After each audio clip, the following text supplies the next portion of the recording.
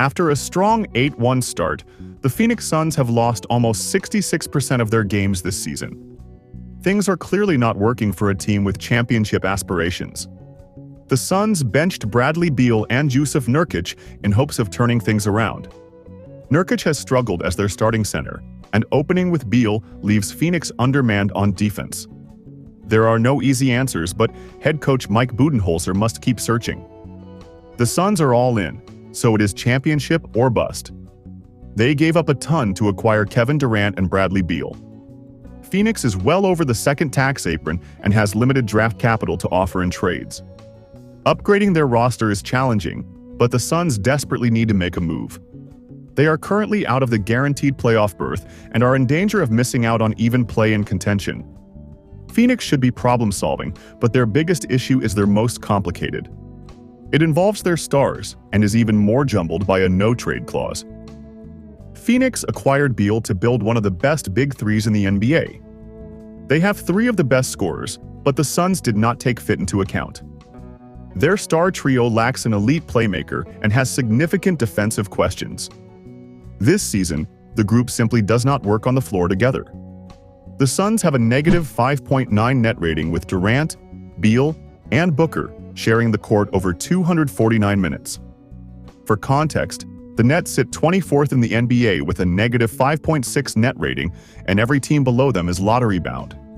Phoenix wants to be a title contender but plays like one of the worst teams with their three stars sharing the court. Their defense was shaky last season, but Phoenix had an elite offense. The Suns produced a positive 6.6 net rating in the Durant, Booker, and Beal minutes, but it dropped to negative 17.9 as they were swept by the Timberwolves in the first round of the playoffs. Putting those three on the floor together leaves Phoenix without a defensive stopper. Add in a point guard and a subpar rim-protecting center to create disaster. The Suns are simply not good enough with their three best players on the floor.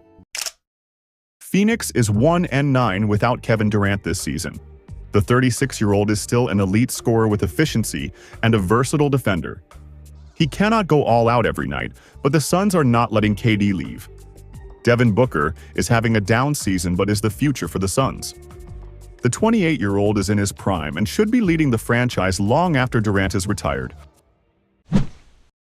If you allow yourself to cast your mind back to the summer of 2021, the future of the Phoenix Suns looked incredibly bright. So too did the present. They had just been beaten in the NBA Finals by the Milwaukee Bucks, and while that certainly strung, this was a team that the Valley had absolutely bought into. Then came a change of ownership with Matt Ishbia taking the helm, and the opportunity to trade for Kevin Durant. It's clear, but you're lying if you'd say today that you wouldn't have done that deal. Losing Cam Johnson and Mikal Bridges, plus all those draft picks, sure did hurt, but the possibility of Durant and Booker together was so enticing. Then, it became a question of moving on from one of DeAndre Ayton or Chris Paul to improve.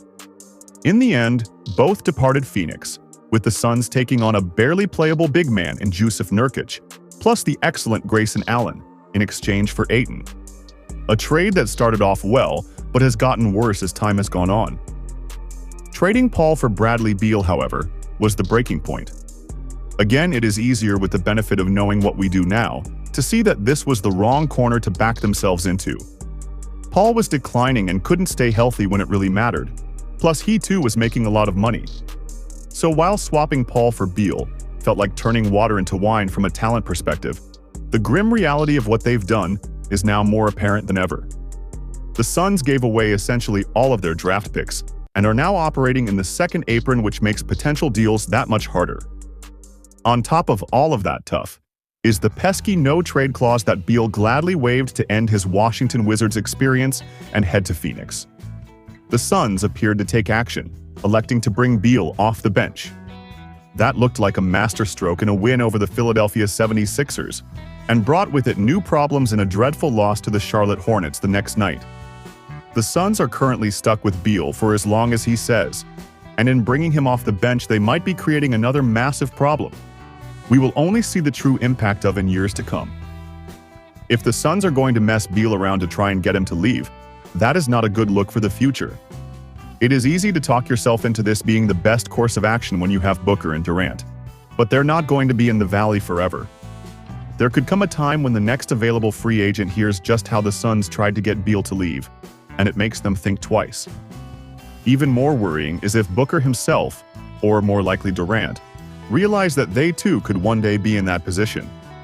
This is looking increasingly like a lose-lose for Durant, and he may decide this summer that he needs to go elsewhere. His legacy for jumping ship yet again would take another hit, much to the delight of many. But the alternative isn't much better. Either play on a team featuring Beal that isn't good enough to win and watch the vibes go all the way down. All of this because the Suns traded for him who desperately wanted to join and now has zero interest in leaving. It will go down as the biggest misstep of this era of Suns basketball, and we may not even have reached the bottom of this sorry saga yet. As long as Beal is clutching the no-trade clause, the future in Phoenix remains bleak. The Bradley Beal situation is already ugly, and it's only going to get worse from here on out. The Suns are on a slide, but nothing can be done because of Beal and his massive contract. It's an unavoidable problem that the Suns have put themselves in.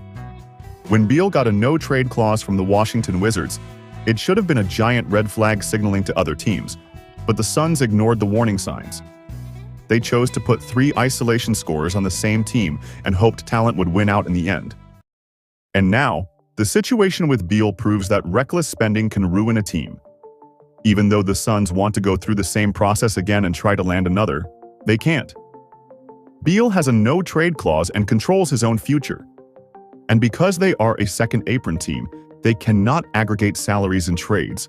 They have to send out more money than they take in, and their other moves are extremely restricted.